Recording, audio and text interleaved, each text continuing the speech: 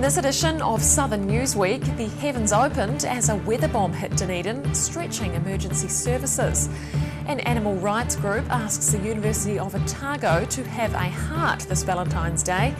And New Zealand enjoys a chance to show off at the recent World Shearing and Wool Handling Championships.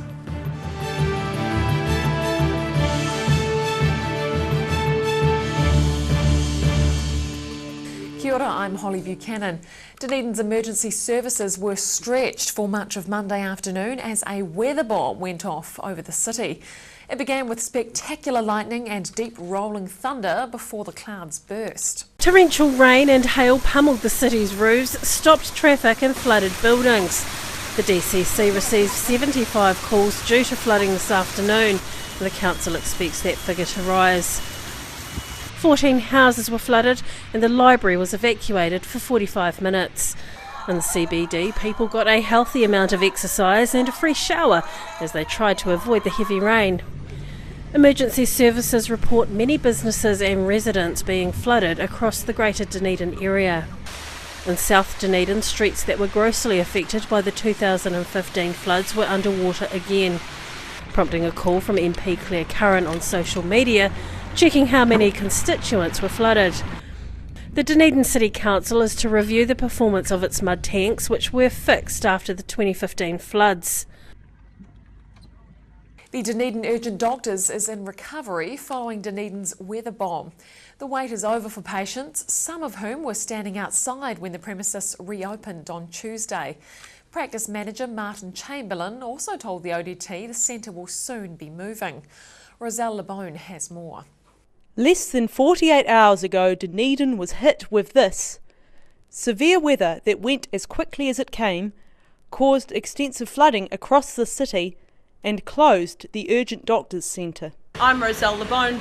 The skies are calm and Dunedin's Urgent Doctors has reopened again today following its closure after the weather bomb that hit Dunedin on Monday afternoon. The flooded surgery was closed from Monday night, with urgent cases referred to the emergency department. It reopened at 10:30 this morning.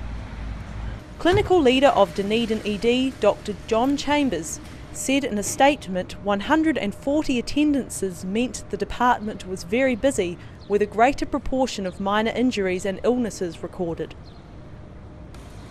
Additionally, there were longer wait times for patients and for critically injured patients received following a serious crash. Dunedin Urgent Doctors practice manager Martin Chamberlain says the damage to the interior was minimal, but confirms an evacuation did occur. We had water entering the roof area and then cascading down into the premises, so we evacuated and then began clean-up and we reopened this morning. Mr Chamberlain also confirmed to the Otago Daily Times this morning Dunedin Urgent Doctors and Accident Centre and the Urgent Pharmacy will be shifting to Falurg Street, to the site of the former Para Rubber outlet. Roselle Lebone, The South Today. An unusual gift arrived on the steps of the University of Otago's Clock Tower building this Valentine's Day. The Anti-Vivisection Society made the delivery in a protest against the development of the university's proposed animal laboratory. It's a Valentine's Day they hope he'll never forget. Instead of roses and chocolates, boxes painted with bloody animal prints left on the steps. I'm Roselle Lebone. Here at the Clock Tower at Otago University, the Anti-Vivisection Society are about to arrive with cards and gifts for Richard Blakely in protest of the proposed animal testing lab. The society travelled from Christchurch to show their distaste for the $50 million lab development. The group says Professor Blakey is a proponent of the lab. So we wanted to give him a Valentine today from the 13,000 animals that were used in the Otago Animal Lab in 2015, just to remind him of every individual life that he is condemning by promoting a new animal lab. They waited for their Valentine to arrive with their boxes, one for each type of animal used by the university for research, testing and teaching. The Society says The number of animals used in 2015 exceeded 13,500, and the vast majority of these were subsequently killed. They are asking the university to move its focus from animal testing to newer technologies. When it comes to medical research, we should be looking at human-based research, we should be looking at human cells, human tissues. There are so many amazing, better, more relevant techniques out there, and there's also a lot of space for more to be developed, which is what the university could be doing. They could be striving to be like the Johns Hopkins Centre for Alternatives in the States, but instead they're going backwards. So what does vivisection really mean for animals?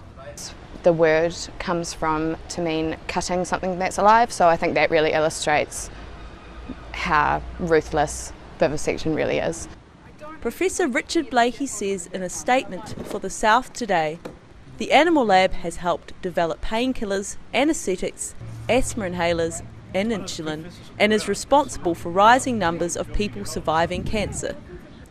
He says Otago's animal-based research is subject to ethical oversight from animal ethics committees, and the university is committed to reducing the use of animals and finding alternatives wherever possible. Roselle LeBone, The South Today. Improved dam safety and construction of a new pump station and pipeline are the focus of the Dunedin City Council's refurbishment of Ross Creek Reservoir. The project is set to cost $6.6 million and will see limited access to some walking tracks in the area. Work was set to begin this week. The refurbishment of Dunedin's Ross Creek Reservoir is due to start later this month. The project will begin in mid-February and is expected to take a year. I'm Roselle LeBone. Here at Ross Creek Reservoir, work is about to begin to improve the safety of its dam and to install a pipeline and a pump station. Pine trees along the bank are to be felled, and a pump station and pipeline is being constructed between the reservoir and the Mount Grand water treatment plant. Trucks will also be travelling along Burma Road. While work is happening, the construction site will be fenced off and some of the walking tracks will be closed. The downers who have been awarded the contract will start work in the next few weeks on stripping away some of the old dam and some of the vegetation that's causing problems around the reservoir, and then rebuilding it so that we've got the reservoir in service for hopefully another 150 years. Council's going to run an app on their website for the regular users to be able to track where their tracks are closed, pardon the pun, and where we might have some more significant delays, we'll attempt to maybe make alternative tracks available that allow people to have a seamless enjoyment of Ross Creek Reservoir. Ball says as many tracks as possible will remain open to the public during the work. He says he hopes people will understand why the work needs to be done. It's been in the public domain for some years that we needed to make the dam safe and to hopefully use it for the security of the water supply for the long-term planning for Dunedin. But if not, hopefully people look at the website or contact us through our customer service agents and find out how it might impact them. Signs will tell the public where they are in relation to the site and indicate which walkways are available. Roselle LeBone, The South Today. New Zealand took home the most wins of any country at the recent World Shearing and Wool Handling Championships. The event wrapped up with the finals and prize giving, and the Kiwi winners are thrilled with the results. Some of the best shearing in the world was on display in Invercargill on Saturday night. Hi, I'm Ruby Spink in Invercargill at the World Shearing and Wool Handling Championships, where New Zealand has come away with some serious wins. Thousands of people made it out to ILT Stadium Southland for the grand finals. World Individual Wool Handling Champion Joel Henare says it's a mental game to perform in front of such large crowds. Top 2 inches, yeah, it's all mental work, and you get that right and you'll be right up there. New Zealand came away with the top spot in team and individual machine shearing and wool handling. Second in individual and team blade shearing, second in individual wool handling, and third in individual machine and blade shearing. Joel Henare dedicated his win to the late Kiwi wool handling legend, Joanne Komeroa. Joanne had a big part. Joanne was the one who sort of founded wool handling at the World Championships events. She sort of made it what it was, took it to another level. An absolute inspiration. I guess you could say Joanne was the David Fagan of wool handling in her own right. And without Joanne, a lot of us wouldn't be where we are today, not only here in New Zealand, but around the world.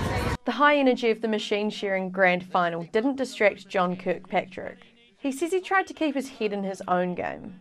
Yeah, like I say, I'd sort of given it the best and I hadn't made any mistakes along the way, so to me sometimes that's a good thing coming into into presentation and that. So yeah, there was no pressure really, like being here, making the final, sometimes that's the hardest bit today, so that was the biggest thing for me. He says it was great to finally get the win and he looks forward to defending the title in 2 years in France. I'm Ruby Spink for the South Today. Coming up on Southern Newsweek, the fluffy animal story of the week sees 4 brown teal ducklings being released into the wild. And we find out just how low a low F is on the world's largest recorder.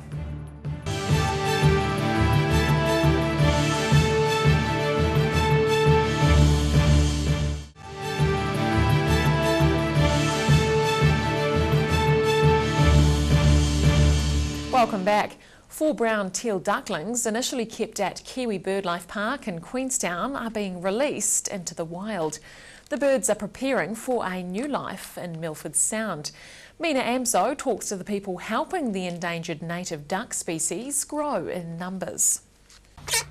Kiwi Birdlife staff hold tight to this growling, whistling young duck. It's being checked before joining its other duck mates. Hello, Mina Amso in Kiwi Wildlife Park, where the ducklings have been captured. They've been staying here for 8 weeks. They're off their way to the airport to Christchurch. At least 3 out of these 4 ducklings will survive on their own in their new home in Milford Sound. Mainly because we are releasing them into areas where we've done lots of pest management, those sorts of areas where there's lots of trapping and baiting for those mammal pests that we've introduced, things like dogs, stoats, rats, cats. So putting them out into those areas is definitely ensuring the best chance of survival. The blue teal's population have increased from 400 to over 2,000 in New Zealand over the past 10 years. They are one of the rarest ducks we have here in New Zealand on the mainland. We, as I mentioned, we dropped about 400, below 400 of these populations, but we've now increased in 2000. In the year 2000 we managed to increase, so we've got now 2,000 to 2,500 of these. Parks manager Paul Kavana says conservation work at Kiwi Birdlife Park is only possible with the support of the local Queenstown community. Well, here at the park we've got 23 native species. All of our animals are here for a reason, so breed for release programs and rehabilitation, and this is really why we're involved in what we do. This is the most rewarding aspect of our job is seeing animals go out into the wild to help increase their numbers. The ducklings were boarded onto an Air New Zealand flight to Christchurch, where they'll stay for 2 weeks before being taken away to their new home in Milford Sound. Mina Amso, The South Today.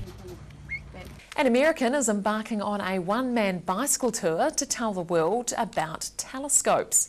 Dr. Scott Acton held a lecture at Otago Museum this week to talk about the latest innovation in stargazing, the James Webb Space Telescope. Picture a view of space from light years away that packs more punch than the Hubble telescope. It's space, Jim, but not as we know it. I'm Rosella Bone. I'm here at the Otago Museum tonight and I'm with a crowd of excited astronomers who are all set to learn about the latest innovation in telescope technology. NASA is currently developing the James Webb Telescope. Its 6.5 metre primary mirror and suite of scientific instruments will enable the world to see the universe with new clarity impossible until now. Dunedin got a taste of the unfolding project as Dr. Scott Acton passed by and held a free lecture for the Dunedin Astronomical Society. For kids in New Zealand, they're getting to see someone that works with NASA, that is doing something with physics in the real world, with space. Acton says the technology will rewrite textbooks. Before the telescope became part of it, I was going to do it, and I've always wanted to. It's just a matter of time. kind of had a perfect storm. I felt I could take a year off of my role in the project. My kids were out of the house. I could afford it, sort of. And although at the time I didn't know I was on the verge of dying of a heart attack, I was pretty healthy. So I figured now's the time to do it. Pupils at Kavanagh College also got in on the action with Acton. Having him come and talk about that and his project has been great to know that he wants to carry it on and learn more from the night sky.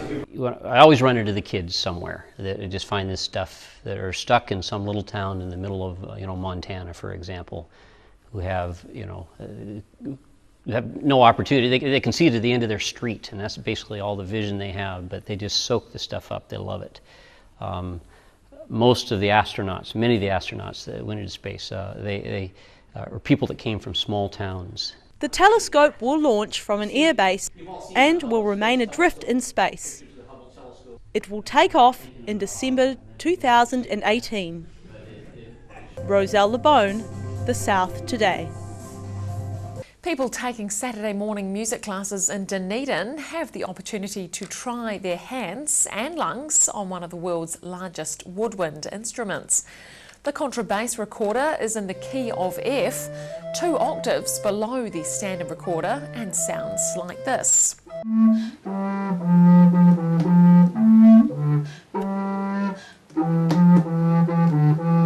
The Contrabass Recorder is one of the lowest sounding instruments in the woodwind family. Music teacher Art Brusser says they purchased the $10,000 instrument late last year. And we managed to acquire it at the end of 2016 with the help of the Lion Foundation grant, and it's going to be used to support the lower end of our recorder consort and enriching the sound of the group of about 25 players who work together on a Saturday morning.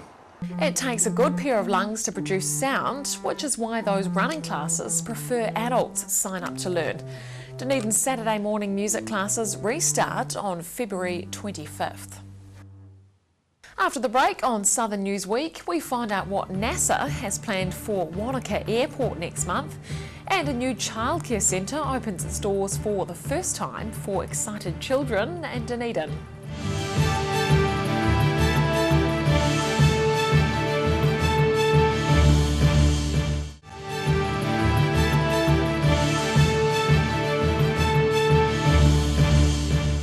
Welcome back. Wanaka Airport will be used by NASA next month for another super pressure balloon launch, and the American Space Agency has also committed to using the airport for the next 10 years. NASA successfully launched its second balloon from the airport last May. Balloon Program Officer Chief Debbie Fairbrother says she was excited to be returning to Wanaka, which has served as an ideal location for launches.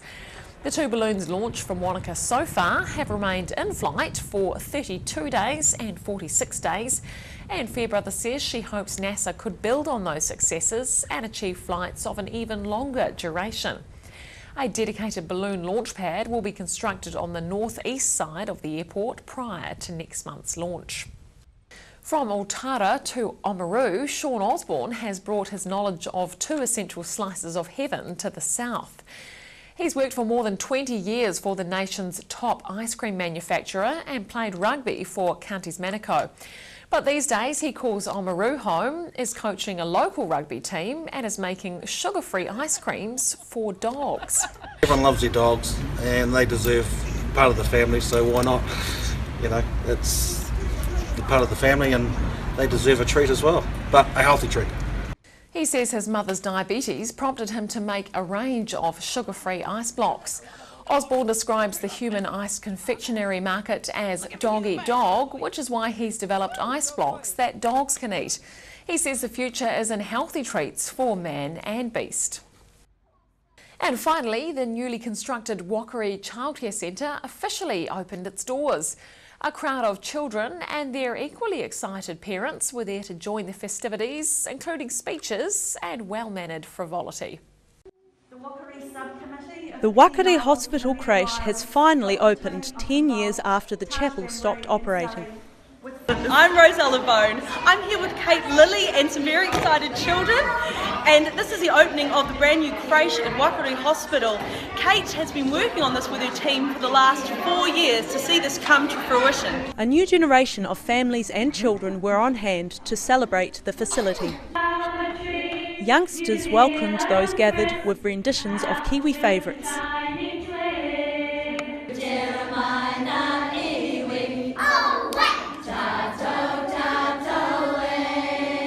New additions to the old chapel space include new windows, a deck and a sandpit. We started here in November last year, and obviously just handing over sort of this week. But there's been a few hold-ups along the way, so just part and parcel with construction business. Mothers say the creche is going to save working parents a lot of time and travel.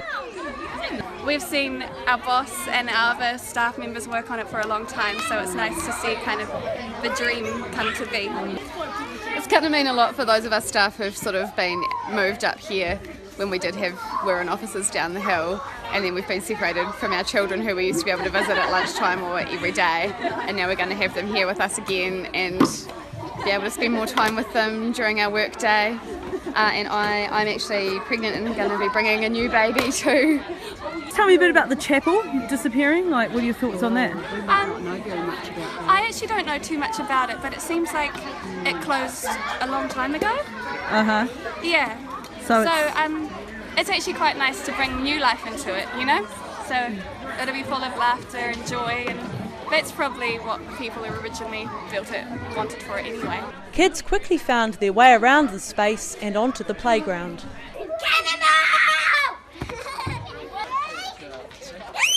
Staff say the initial focus will be on expanding the role as much as possible. Rosella Bone, The South Today.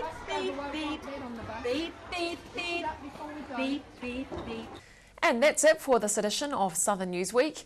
Be sure to check us out on Facebook, YouTube and Twitter, or you can keep up with Southern News via our website, channel39.co.nz. I'm Holly Buchanan. Thanks for watching.